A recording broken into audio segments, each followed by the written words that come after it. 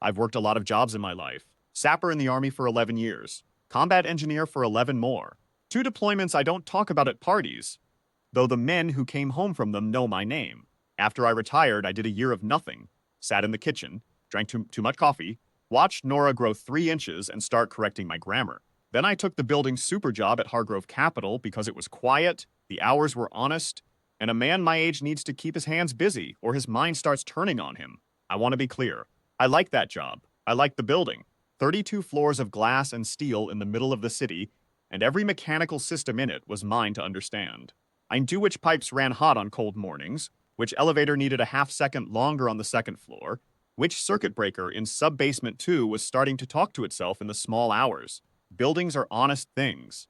They tell you what's wrong if you know how to listen. I'd been there 3 years when it happened. A Tuesday in November, the kind of cold that finds the gaps in your jacket. I got the alert at 6:40 in the morning. A pressure drop in the main supply line on floor 12. I was already in the building. I pulled the drawings, located the likely breach point in a coupling behind the east wall conduit, and had a repair kit in my hands by 7. I estimated 2 hours to fix it right. I sent a message to building management. Pipe issue, floor 12. East corridor, repair underway, expect resolution by 9. What I did not know was that Diane Hargrove had scheduled an all-hands meeting in the main lobby atrium at 8:30. What I also did not know was that a secondary drain had been slow for a week, and when the pressure dropped, it backed up and put about a 1/4 inch of water across 30 feet of marble floor before I could get the valve closed. I had it contained by 8:15. Wet vac running, dry towels down, the slip hazard neutralized, the pipe clamped and holding. The lobby looked damp, but it was safe. I was on my knees by the east column finishing the secondary drain when the elevator opened, and the whole company walked in for the meeting. I heard her before I saw her. What is this? Not a question. A flat statement, the kind a person uses when they've already decided the answer. I stood up. Diane Hargrove was 40-something, in a charcoal coat that probably cost more than my truck, and she was looking at the wet floor the way you look at something a dog left on the carpet. Behind her were maybe 60 of her employees, all of them watching. Pressure failure in some supply line, ma'am. I had it clamped by 8:15. The floor is safe, the drain is. I can see what it is. What I want to know is why it wasn't fixed before my people had to walk through it. I reported the fault at 6:40 this morning. The repair? I don't want a report. I want a functioning building. She said it loud, deliberately loud, with 60 people watching. This is the second time this quarter there's been a maintenance issue during a company event. If you can't manage this building, I'll find someone who can. I looked at her. I kept my voice level. The repair is complete. The floor is safe. I'll have it fully dried in the next 20 minutes. See that you do, she said, and walked past me. The 60 employees filed after her.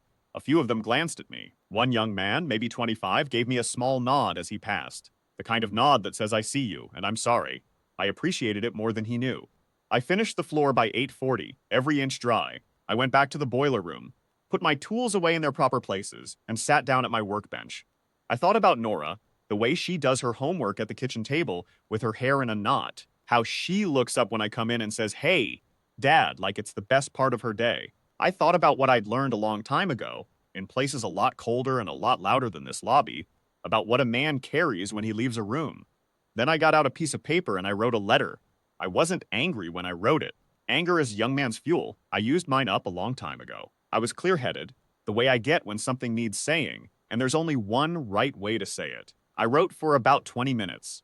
When I was done, I folded the letter, put it in an envelope, wrote her name on the front, and walked it up to the 32nd floor. Her assistant wasn't at the desk yet. I left it centered on the blotter where she'd find it, and I went back downstairs, signed out my key card at the front desk, and walked out into the cold. I called Nora from the sidewalk. She picked up on the second ring. "Dad? It's 9 in the morning. I know, I just wanted to hear your voice." A pause. "You okay? Better than I've been in a while, actually." She laughed. That short laugh she has that sounds like her mother. "Okay, weird, but okay. I'll see you tonight. I'll make soup." The good soup? The only soup. I heard her smile through the phone. That was enough. What was in the letter? I'll tell you, because it matters that you know. I told her my name, my full name, Raymond Allen Collier, and that I'd been the building superintendent at Hargrove Capital for 3 years and 2 months. I told her that in that time I had completed 412 maintenance requests, that I had twice identified structural issues before they became emergencies, and that the building had not had a single safety citation under my watch. Then I told her the rest. I told her I served 22 years in the United States Army Corps of Engineers.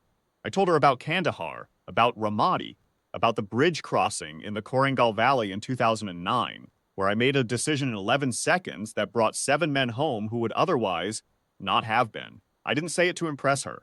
I said it because she had spoken to me like a man whose time and judgment had no value, and I thought she ought to know the full weight of what she was carrying when she did that. I told her I didn't take the building super job because it was all I could get. I took it because I wanted something quiet and useful, because I wanted to be home when my daughter got off the school bus, because I'd spent 22 years in noise and consequence, and I'd earned the right to choose something gentle. I told her that she ran a good company, and that her people seemed to like working for her, and that I hoped she'd keep that. I told her I held no ill will. And then, this was the part I thought hardest about, I wrote this. A leader who raises her voice at a man on his knees fixing her floor.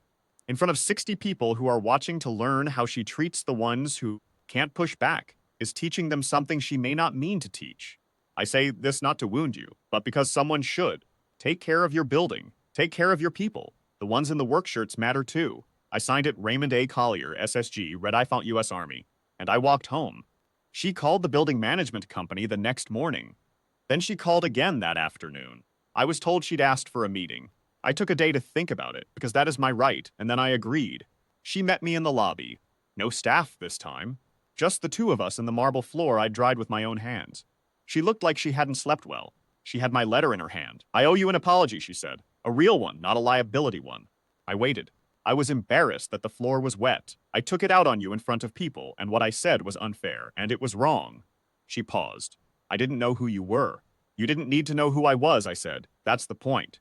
She looked at me for a moment. Then she nodded, slowly, like a person absorbing something that would take a while to fully settle. She offered me my job back. Better terms, she said. A formal facilities director title, a real budget, a seat at the table when building decisions got made. I told her I'd think about it, and I meant it honestly. I wasn't being proud. I was being careful, which is different. I went home and made the soup. Nora sat across from me and asked how my day was. And I said eventful. And she said, that was your something happened face. And I said, maybe. And she said, tell me. And I did. She listened the whole way through. When I finished, she looked at me with those steady eyes of hers and said, you wrote her a letter? I did. And she actually listened? She did. Nora was quiet for a moment. Then she picked up her spoon and said, good. You should go back. That building needs you. She's 14. She's usually right. I went back.